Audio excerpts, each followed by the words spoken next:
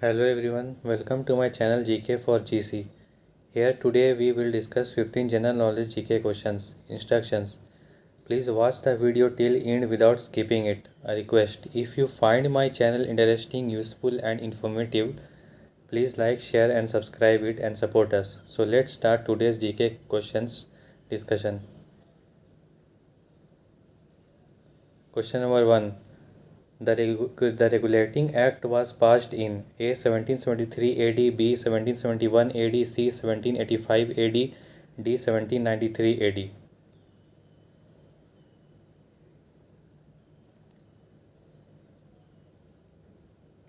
The answer is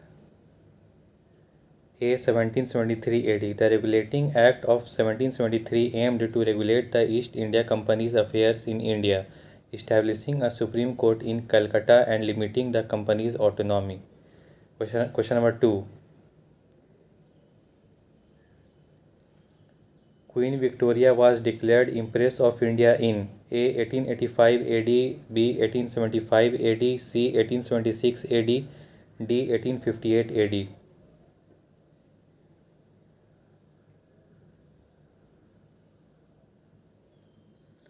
The answer is C. 1876 AD. Queen Victoria was declared Empress of India in 1876, marking the beginning of the British Raj. Question number 3.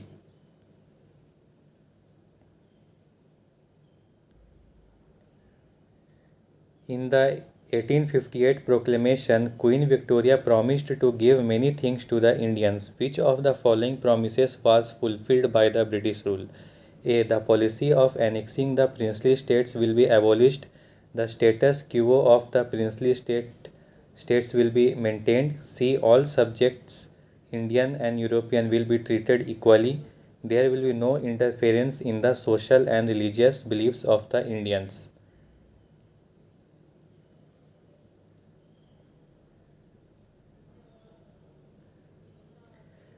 So the answer is B. The status quo of the princely states will be maintained. The 1858 proclamation promised to respect the rights and dignity of Indian princes and maintain the status quo of the princely states. Question number 4.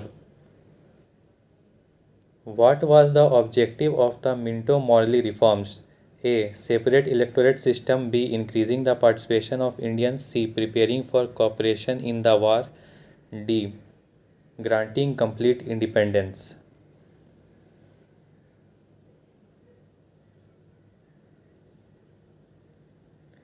So the answer is B. Increasing the participation of Indians. The Minto-Morley reforms in 1909 aimed to increase Indian participation in the legislative councils and introduce separate electorates for Muslims. Next question. Question number 5. In which year was the Minto-Morley reforms passed?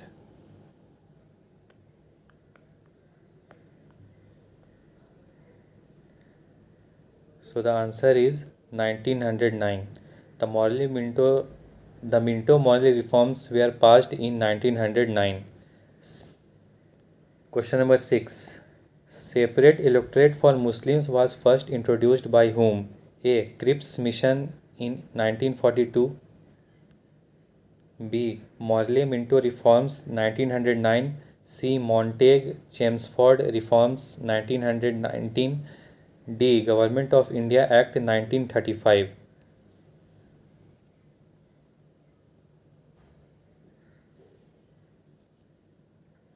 So the answer is Morley-Minto reforms 1909. The Morley-Minto reforms introduced separate electorates for Muslims. Question number 7. What was provided in the Indian Council Act of 1909? A. Diarchy. B. Communal representation. C. Federal system. D. Provincial system.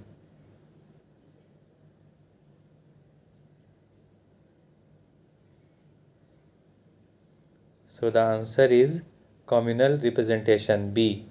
The Indian Council Act of 1909 introduced communal representation providing separate electorates for Muslims. Question number 8. The essence of the provisions of the Montague-Chelmsford reforms was: A. Autonomy of states. B. Diarchy in provinces. C. Separate electoral system for Hindus and Muslims. D. Veto power of governors.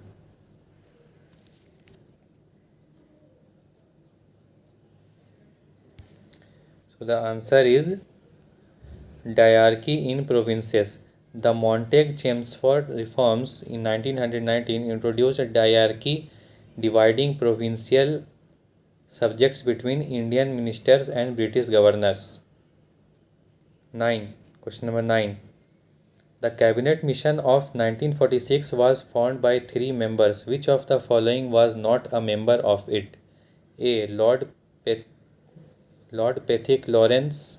B. A.V. Alexander. C. Sir Stafford Cripps. D. Lord Emery.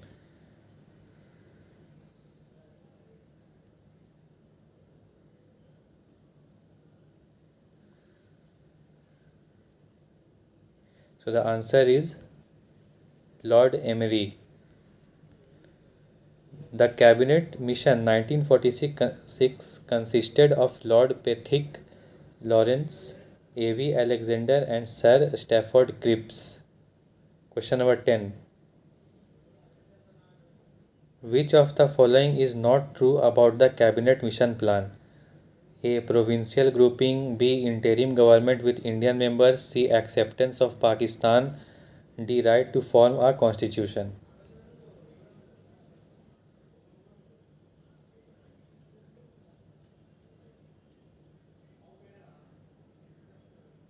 So the answer is acceptance of Pakistan. C. The cabinet mission plan did not accept the idea of Pakistan. Question number 11. After the independence of India until the constitution came into force, its administration was carried out under: A. Laws made in consultation with Indian leaders. B. According to the English constitution. C. According to the Government of India Act of 1935. D. None of the above.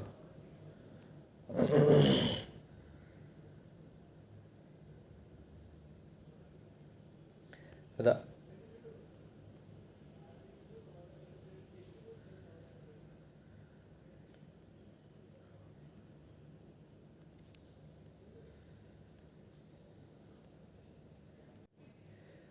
So the answer is C. According to the Government of India Act of 1935, India was administered under the Government of India Act of 1935 until the Constitution came into force. Question number 12. The plan to transfer sovereign power to India in 1947 is known as: A. Durand Plan. B. Minto-Morley Plan. C. Mountbatten Plan. D. Wavell Plan.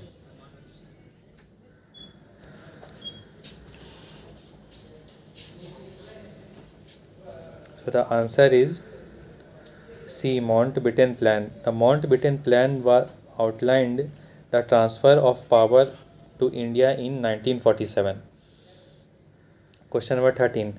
The provision for establishing an All India Federation was included in: A. Government of India Act 1935. C. August Proposal 1940. Government of India Act 1919. D. Cabinet Mission Proposal 1946.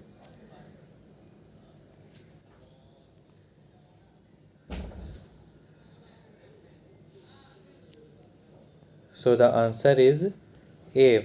Government of India Act 1935. The Government of India Act of 1935 included provisions for establishing an All India Federation. Question number 14. Which of the following acts established the diarchy system at the center? A. Government of India Act 1935. Government of India Act 1909. C. Indian Council Act of 1909. D. Indian Council Act of 1892.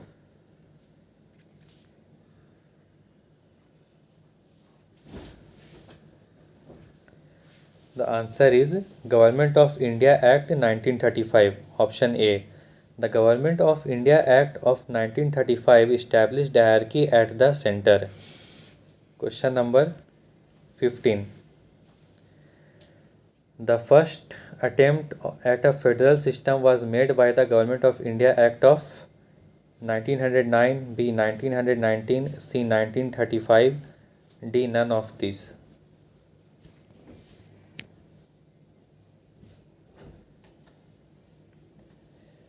The answer is Government of India Act 1935. The Government of India Act of 1935 established hierarchy at the center.